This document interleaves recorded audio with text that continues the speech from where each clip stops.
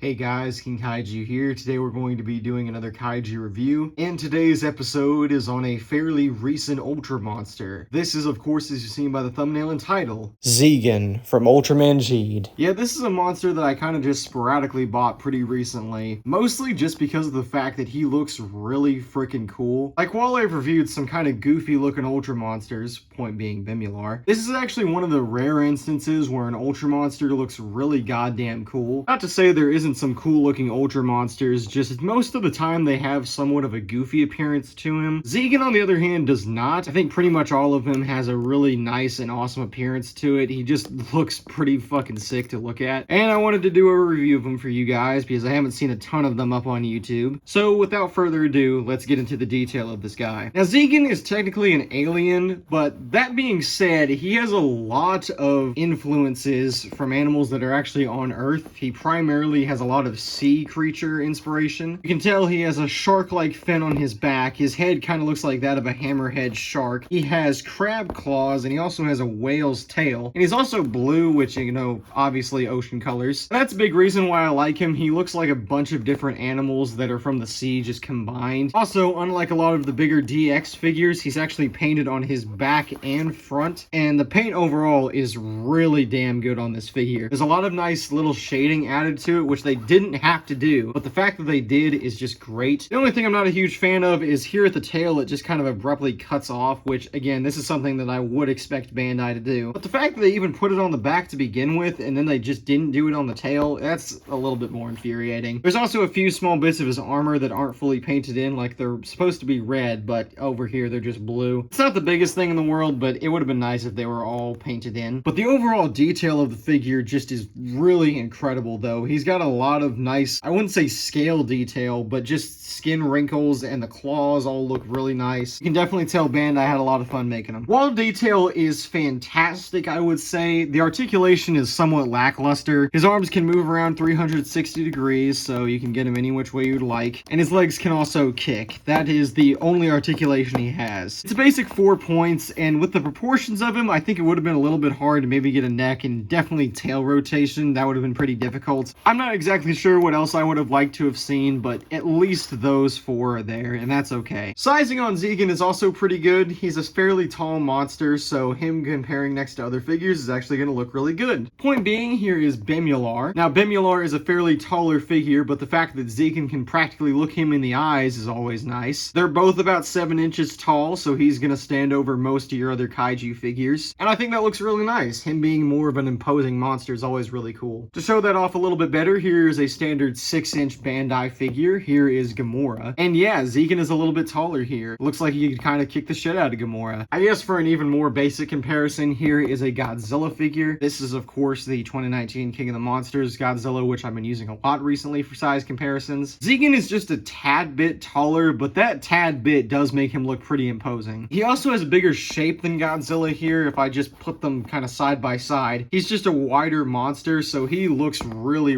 menacing next to Godzilla. Also, maybe I'm a little crazy for this, but I think Zegun would actually fit pretty well into the Monsterverse, just his base design here. It looks somewhat realistic, so I could see it being a Titan of some sort in that universe. And that's the review of Zegun, guys. Like I said at the beginning, this is a really cool looking figure. I'm really glad to have gotten him. And while he isn't the most important monster in the Ultra series, in fact, I actually think he kind of has a lame backstory, if I'm going to be honest, I don't think that he's a bad looking figure at all, and I think, honestly, he's one of the coolest looking Ultra monsters I've seen come out in recent years. Most of them have been pretty bland, but he looks really cool. Zegun kind of slaps as a kaiju, and I would say if you can get your hands on him for cheap, pick him up. So yeah, thank you all for watching, guys, and I will see you all in the next video.